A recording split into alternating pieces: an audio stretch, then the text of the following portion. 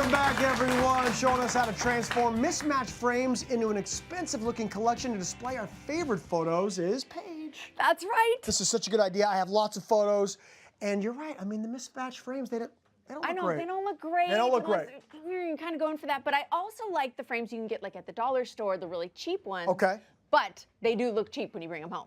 But you've got a solution for this. Solution. So you can see all these over here. Now these all started out as tiny little $1 frames from the dollar store, and they look like now these works of art, and they look metal, which is, if you do get a metal frame, it's actually really expensive. It's super expensive. I love the way they look. I really do. And you're telling me I can do that right now? Yes. Okay. You're going to show me how? I'm going to show you how. Great. So these are both from the dollar store. Okay. This one is a composite wood.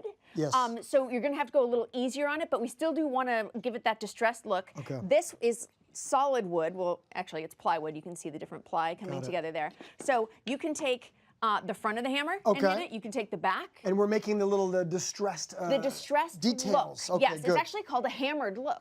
Okay, very good. So I can use both sides of the hammer? Both sides, yep. And because this is composite, oh, this is fun. Yep, this is there like you go. therapy. It really kind of gets out the aggression, yeah. All right.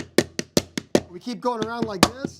All the way around. Boom. Yes, we can keep on going. But you can. I can't stop. Oh my gosh, that looks so good. But this is what it looks like unpainted. Then you grab a can of spray paint, and it will look like the one next to you. Okay.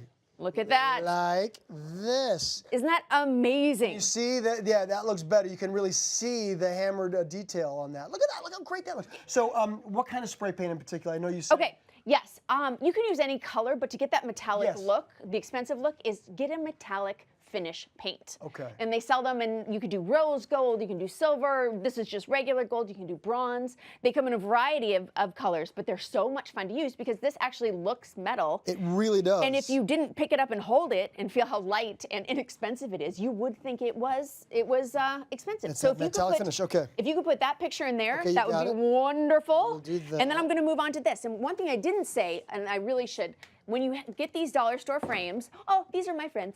You want to make sure to take out the glass. Take the glass out first. Okay. Or plastic, because you don't want to ruin that. So the second way I'm showing you. Oh, yes, please. You can kind of see we've got the gold ones, and that's the hammered metal look. This, have you ever heard of gold leafing? I have because I've been here on Hallmark. Because you've been here, right. Yeah. This is called silver leafing. Silver And it's leafing. actually, if you look at it, you're like, oh, is that maybe, you know, some aluminum foil?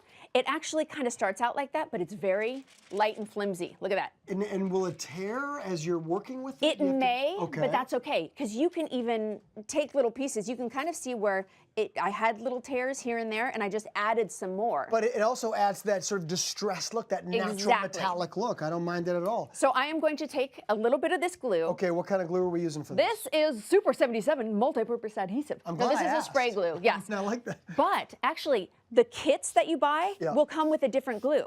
And you're more than welcome to use that glue, but it takes a really long time to dry. This dries almost immediately. So you spray a little on. Got it. You take the bottom of the foiling, lay it over where you want it. Just give it a quick little rub there, and then you'll peel it back. Nope, a little more. I'll start up here. You pull it back. Look at that.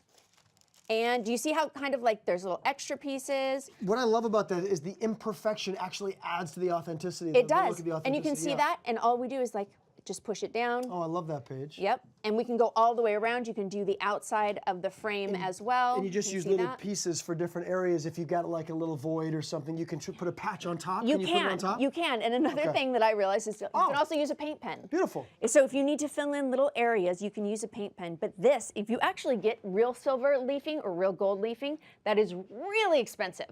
But now we found a way to make it very inexpensive. And I got to point out the just fact gonna throw also. a photo in there. Please do. Put another great photo in there. I love how you've got all of these photos in black and white with the metal frames. I feel like they kind of pop. They kind of go hand in hand. They do, right? Whoops, I did this upside down. Not that you can't use color, but I feel like a nice contrasted black and white with a metal frame is so beautiful. It is. Well, you're kind of more of the photographer than I am, but. Well done.